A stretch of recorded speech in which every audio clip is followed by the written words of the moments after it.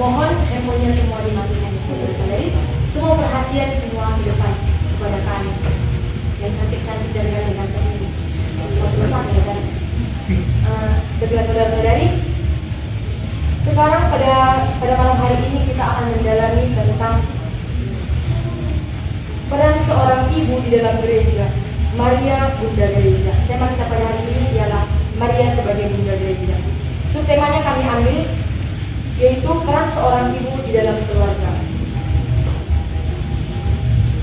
Untuk memulai katekisasi singkat kita awali dengan doa pembuka. Terima kasih. Sebelum kita masuk ke dalam katekisasi singkat kita, alangkah baiknya kami perkenalan terlebih dahulu supaya kita saling mencintai dan saling menyayangi. Perkenalkan, nama saya Wina Agustina Sumarmata. Perkenalkan, nama saya Benny Kristina. Perkenalkan, nama saya Benny Kristina. Perkenalkan, nama saya Perkenalkan, nama saya Dodi Rastiti Semoga. Perkenalkan, nama saya Ignatius Vincent Sebenarnya. Oke, saudara-saudara yang terkasih, aku mau bertanya dulu ya, siapa tadi nama yang baju putih? Gak tahu, Mbak. Rasakan. Perkenalkan, nama saya Eka Anastasia Sebagaian. Tapi bajunya kalau warna putih dah, Pak. Agak putih tuh. Oh, kenapa ya, Kak? Oh gitu, oke. Oke, saudara-saudara yang terkasih, untuk memulai katekisi kita, alangkah baiknya kita berdua terlebih dahulu. Saudara-saudara yang terkasih, mari kita bersama dalam doa dan berdoa dan kita dan Roh Kudus. Amin. Selamat malam ya Allah dan Roh Kudus.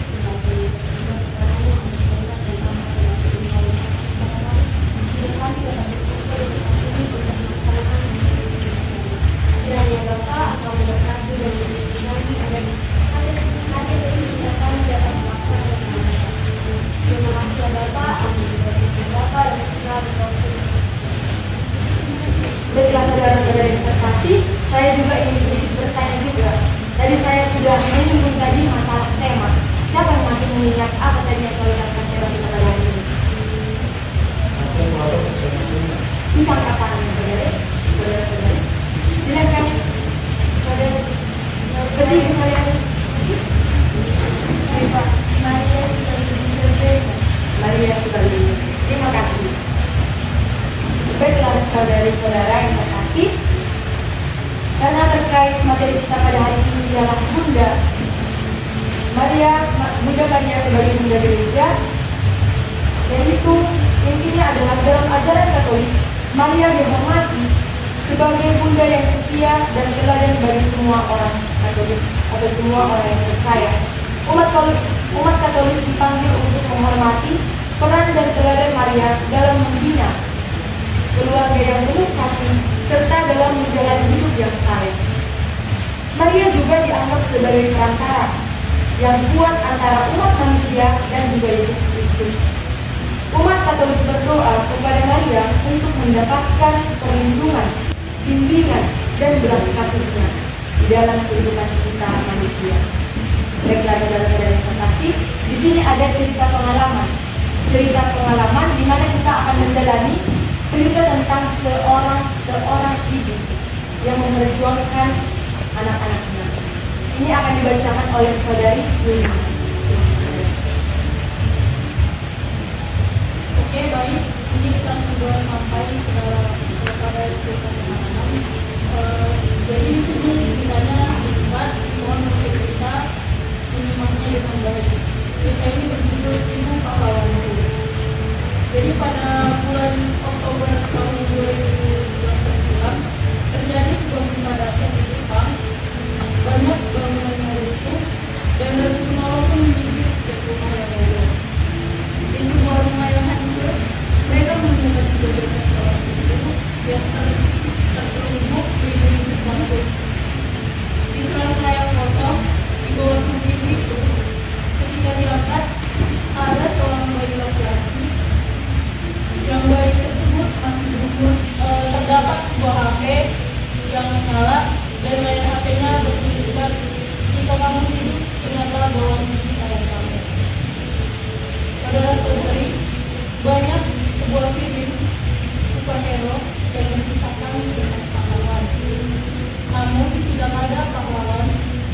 bisa melindungi, yang bisa menandingi perjuangan seorang ibu. Ibu adalah seorang pahlawan yang perkasa, tegar, kuat, namun juga lemah lembut dan penuh kasih. Karena ibu kita yang mau menjawab, silakan angkat tangannya ya. Pertanyaan pertama, apakah Anda merasa tersentuh dari sebuah cerita singkat tadi? Apabila tersentuh, apa yang membuat Anda tersentuh? Teks atau apa persiapan juga, kita bisa juga di sini merefleksikan dulu.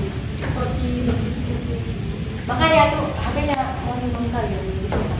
Biar kita semua fokus di sini. Ini termasuk ibadah, saudara-saudara.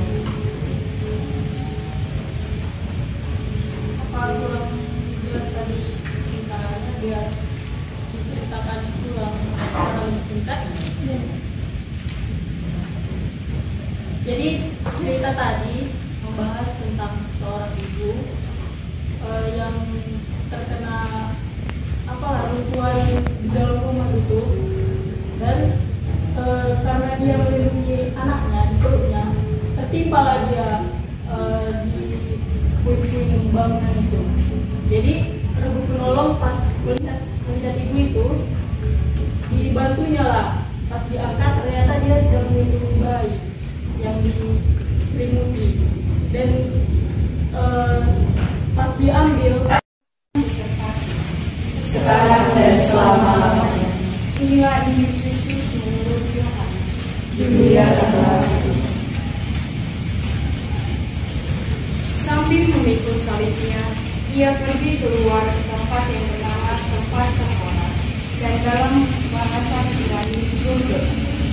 Dan di sana itu ia disalibkan mereka, dan bersama-sama dengan dia disalibkan juga dua orang lain, sebelah menyebelah, Yesus di tengah-tengah. Dan Pilatus menyuruh memasang juga tulisan di atas kayu salib itu, bunyikan, Yesus orang Nazaret, Raja orang Yahudi. Banyak orang Yahudi yang membaca tulisan itu, sebab tempat di mana Yesus disalibkan letaknya dekat kota, dan kata-kata itu tertulis dalam bahasa Ibrani, bahasa Latin, dan bahasa Yunani. Maka kata-kata imam-imam kepada orang Yahudi kepada Pilatus, jangan engkau menulis Raja orang Yahudi, tetapi bahwa ia mengatakan, aku adalah Raja orang Yahudi.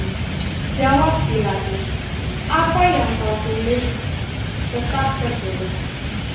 Sesudah prajurit itu menyalibkannya, melihat anaknya disalibkan dan mengalami penderitaan yang tak pernah terbayangkan, ia tetap berdiri teguh di sampingnya. Kesetiaan ini terlahir dari cinta yang mendalam. Hal ini menunjukkan bahwa Bunda Maria memiliki keberanian yang luar biasa untuk tidak melarikan diri atau menghindari penderitaan yang tak terbayangkan yang dialami oleh anaknya. Kesetiaan Bunda Maria ini merupakan bukti yang sangat nyata dari cinta dan keberanian yang mendalam. Meskipun hatinya penuh dengan luka dan kesedihan yang sangat mendalam, ia tetap berada di sana, memberikan dukungan dan kehadirannya kepada Yesus. Tidak hanya itu, Yesus sendiri juga mengenali dan menghargai kesetiaan Bunda Maria. Di tengah penderitaannya, ia melihat Bunda Maria dan murid yang dikasihinya, Yohanes, berdiri di sampingnya. Dengan kata-kata yang penuh kasih, Yesus berkata kepada Bunda Maria, "Ibu, ini anakmu." Kemudian ia berkata kepada muridnya, "Inilah ibumu." Dalam kata-kata ini, Yesus menunjukkan kepedulian dan perhatiannya yang mendalam